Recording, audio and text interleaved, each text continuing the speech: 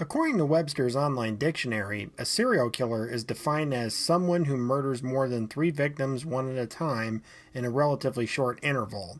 According to criminologists, behavioral experts, and law enforcement officials, serial killers are a relatively rare occurrence in the annals of crime that only emerge roughly once in a lifetime. Which is sort of an odd statistic when you think about how much emphasis that movies and television place on the phenomenon. From Ted Bundy, to John Wayne Gacy, to Gary Ridgway, to Dennis Rader, to Ed Gein, and Kenneth Bianchi, serial killers are real-life monsters out of a Grimm's Brother fairy tale that have the frightening ability to look completely normal and harmless. While the majority of serial killers remain on the lam for months, years, or even decades, they are usually captured eventually. But like the infamous Jack the Ripper and Zodiac Killer have proven, they can sometimes disappear forever. Today's creepy tale is about one such monster that came out of nowhere as random as a shark attack before dropping off the radar.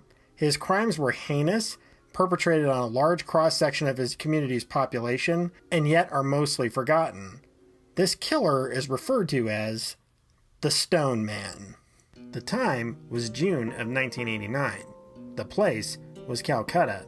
The homeless population, down on their luck and on a quest to change their fortunes, were forced to sleep on the dimly lit streets of the city, unaware that a faceless predator was lurking in the shadows. One night, an unidentified male is discovered dead on the street, his head smashed in by a heavy hunk of stone. Authorities believe that the victim had been ambushed by the unknown assailant while he was sleeping, which would explain the lack of defensive wounds. With no solid leads and a victim of no family nor any great standing in the community, the incident was written off as a random crime and was quickly forgotten. Then over the course of the next 6 months, 12 more bodies turned up. All were homeless drifters sleeping on the streets alone and in dimly lit areas in central Calcutta, some within the vicinity of the Howrah Bridge. All were killed as they slept by a heavy piece of stone or concrete being dropped on their heads.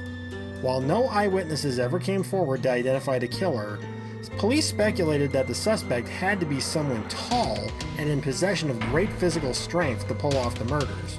As police began to suspect that the same individual was responsible, numerous arrests were made of suspicious people in the areas where the crimes occurred, and suddenly, the killings just stopped.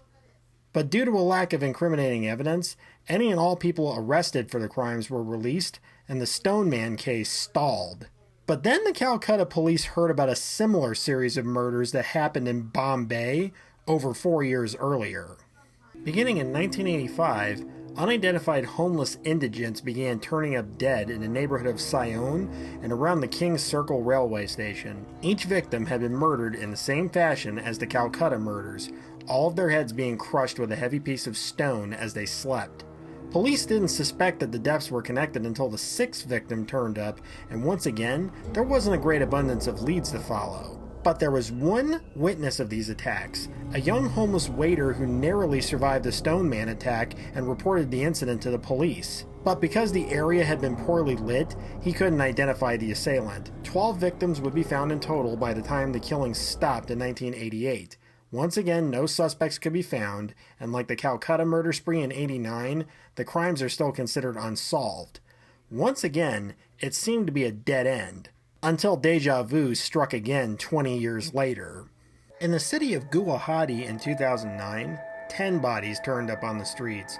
All were homeless beggars, and all of them had their heads smashed in by a heavy hunk of stone as they slept. It seemed that the Stone Man had returned. A couple of suspects were detained and questioned, but ultimately nothing came of it, and like the Bombay killings in '85 and the Calcutta killings in '89, the Guwahati killings are currently classified as unsolved. But it seems that the dark shadow of the Stone Man has a long reach, because in April of 2020, the police in Calcutta reported a series of 5 murders that seemed to match the same MO, and so far as I can find through my research, the case hasn't generated any sufficient leads yet. So if you've been keeping up so far, that's over 40 homicides committed over the course of 30 years in 3 different cities that seem to be the work of one killer that still hasn't been identified. Of course, it doesn't help matters that the murders haven't received a large amount of media attention due to the fact that the 40 victims are a small fraction of the massive homeless population in India, a population that, like in America,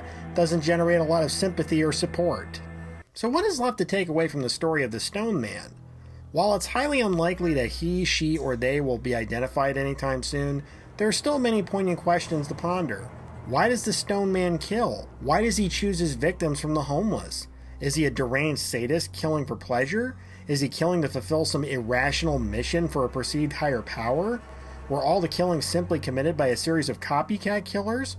Or is it possible that the 40-plus murders attributed to the Stone Man are actually the work of a single person over the course of 3 decades? Will the Stone Man strike again? If so, where? While I can't answer these questions, I am definitely hoping that the police in India catch a break in the case and bring some long overdue justice to the victims of these terrible crimes. If you like this video, please show your support by dropping a comment below, hitting the like button, and sharing it with your friends. If you're curious about my future content and want to hear more creepy tales, then please subscribe to my channel and hit the little bell icon so you'll be notified when I upload something new. Until next time, have a lovely day, stay safe out there, and most importantly, stay creepy.